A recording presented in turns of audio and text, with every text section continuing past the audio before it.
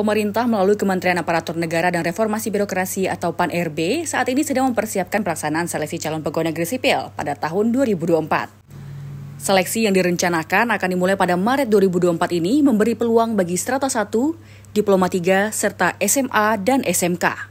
Adapun formasi yang dibuka untuk strata 1 yaitu auditor, penyuluh sosial, analis kebijakan, widya suara, penggerak swadaya masyarakat, rekayasa, pemeriksa, pengawas penyelenggaraan urusan pemerintahan daerah, perencana, dan peneliti. Sementara Kementerian dan Formasi CPNS 2024 bagi lulusan diploma yaitu pada Kejaksaan Agung dengan formasi pengelola data intelijen, pengelola pengaduan publik, pengolah data perkara dan putusan, serta pranata barang bukti. Pada Kementerian Lingkungan Hidup dan Kehutanan dengan formasi pengendali ekosistem hutan dan polisi kehutanan terampil.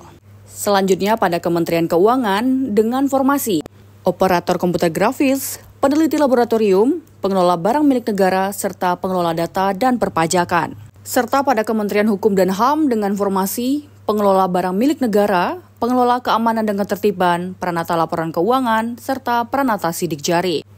Sementara itu, kementerian yang dibuka untuk lulusan SMA dan SMK adalah Kejaksaan Agung, Badan Intelijen Negara, Badan Kependudukan dan Keluarga Berencana Nasional, Kementerian Hukum dan HAM, Kementerian Energi dan Sumber Daya Mineral, Kementerian Pekerjaan Umum dan Perumahan Rakyat, Kementerian Komunikasi dan Informatika, serta Kementerian Lingkungan Hidup dan Kehutanan.